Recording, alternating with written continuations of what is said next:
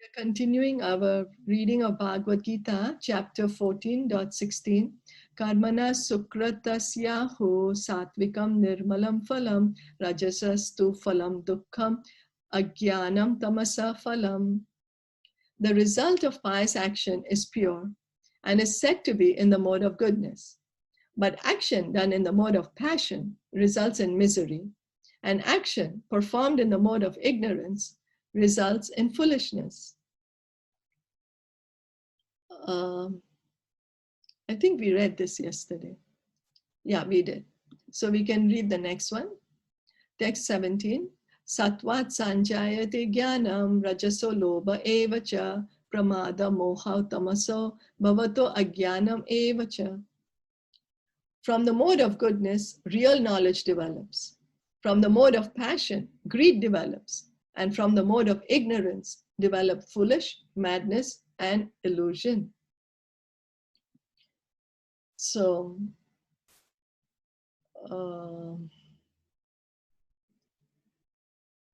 purport by His Divine Grace A.C. Bhaktivedanta Swami Srila Prabhupada. Since the present civilization is not very congenial to the living entities, Krishna consciousness is recommended. Through Krishna consciousness, society will develop the mode of goodness. When the mode of goodness is developed, people will see things as they are. In the mode of ignorance, people are just like animals and cannot see things clearly. So by the mode of goodness, we are encouraged, wake up early, take a bath, chant your rounds. So, of course, waking up early and taking a bath, that's in the mode of goodness. Chanting Hare Krishna, that is a devotional activity. But slowly, by engaging in Krishna consciousness, we are also developing the mode of goodness. We are encouraged to eat foods in the mode of goodness, avoid all the alcohol and non-vegetarian food. So side by side, when we are practicing Krishna consciousness, the mode of goodness is automatically being developed. We don't have to separately endeavor. Like already, as we are getting more practicing Krishna consciousness, then we also understand, oh, our anger, our pride to that degree, hopefully gets reduced. In the mode of ignorance, people are just like animals and cannot see things clearly. In the mode of ignorance, for example, they do not see that by killing one animal, they are taking the chance of being killed by the same animal in the next life. Because people have no education in actual knowledge, they become irresponsible. So, because we are so much in ignorance, so much blinded by the material civilization, where we are not taught what is actually knowledge, and we are in the mode of ignorance. So we don't know what we are doing. We don't know what's our next destination. We don't know by today's actions, what am I creating for myself in the future? We don't know that right now, because I'm killing an animal, even though maybe not physically, but because I'm eating that animal, so I'm involved in the killing process, or maybe I'm cooking that animal, or I'm distributing that animal, I'm involved in that process. I'm not able to see that my next life, I'm going to become an animal. Because people have no education in actual knowledge, they become irresponsible. Because we don't have that education. Right now, our education is, oh, whatever you think is correct. But does that actually happen? I can think I'm the queen of the world, but does that make me the queen of the world? No, the fact is different. So because we are just encouraged now that, oh, whatever you think is right, we have become irresponsible.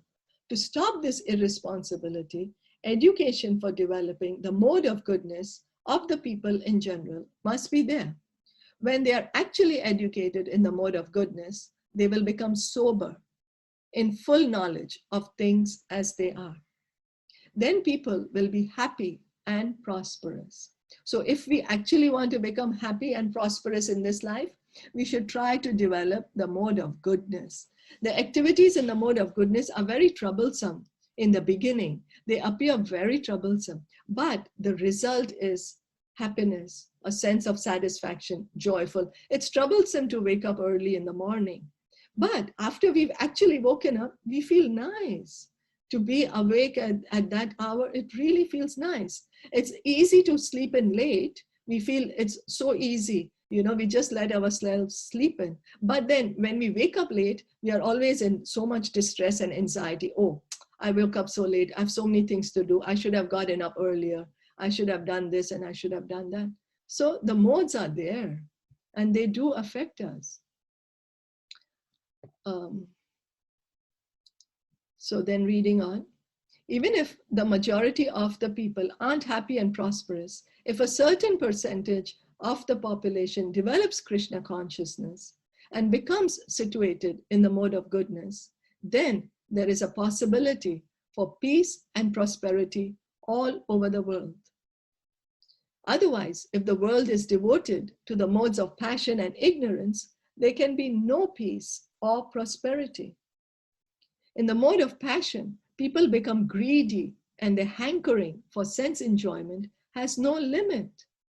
One can see that even if one has enough money and adequate arrangements for sense gratification, there is neither happiness nor peace of mind. So we can see no matter how much we have, our desires just keep on increasing. That's the mode of passion and ignorance. Our greed keeps on increasing. We might not, we don't even realize that we are being greedy. It becomes like a necessity for us. No matter how much we have, we get a desire, I want to have more. And then we feel, but this is my need. We are not even able to see, is this my need or my greed? And then because we are always hankering, always wanting things, then of course, how can we be peaceful? Always the mind is in so much anxiety. I want this. If I get this, then I will be happy. If I don't get this, I will be sad. So the mind is so agitated in the mode of passion. So if one wants happiness at all his money will not help him. He has to elevate himself to the mode of goodness by practicing Krishna consciousness. So if we truly want to be happy, we just have to take up the chanting of Hare Krishna mantra by hearing and reading from Bhagavatam and Bhagavad Gita. Try to develop the mode of goodness. Stay away from greed. Try to control anger, pride, and then try to wake up early in the morning. Try to stay clean by bathing. By staying clean externally is by taking a bath. Internally is by chanting the Hare Krishna mantra, and gradually we can see that we are feeling happy. Then it doesn't matter, our quantity of money does not matter. It could be more, it could be less. When one is engaged in the mode of passion, not only is he mentally unhappy, but his profession and occupation are also very troublesome. He has to devise so many plans and schemes to acquire enough money to maintain his status quo. This is all miserable. So to maintain our position in society, we are always working, always have to act. Oh, I need to do this, I need to increase my sales, or I whatever, That's the mode of passion, to maintain our position in society. In the mode of, and it's not easy. It's not that it comes easily. From the outside, somebody might see, oh, this person is doing so good. But if you ask that person, oh, how is your mental stress? Only he can tell us. If somebody comes and asks us, oh, what is the anxiety you're going through?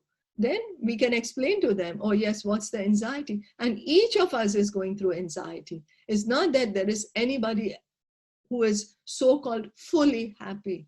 It's not possible. What anxieties and fears we are going through, others are also going through that.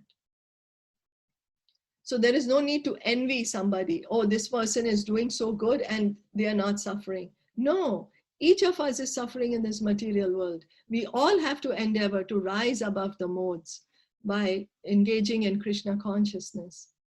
In the mode of ignorance, people become mad, being distressed by their circumstances. they take shelter of intoxication, and thus they sink further into ignorance. Their future in life is very dark. So we have heard and we have said, oh, right now I'm so frustrated. I don't know what's happening. I don't want to think anymore. I don't want to deal with anything. Let me take some drugs, or let me take some alcohol to forget my miseries. And so we indulge in that. And for some time we are happy, because it's not even we are happy, it's just we are blanked out, can't even understand what's happening. But after the effects of the alcohol or drug wears off, then we are back to square one. And then we are back to feeling the suffering. And then so it continues. We say, oh, I'm suffering, let me indulge in intoxication. And the intoxication is going to take away my misery. But if it were to do so, we wouldn't have the need to continuously engage in intoxication. So this goes to show that intoxication is not actually a remedy for our happiness. It is just an excuse we find. It's a shelter we find for temporary relief, but it's not even a relief, because it sinks us further into delusion. And then the effects of it are not very pleasing at all. Is that okay? Yeah. So we can stop here. Srimad Bhagavad Gita ki jai, Srila Prabhupada ki jai, Gaur Bhakta Vrinda ki jai. Hari Hari Bol. Are there any questions?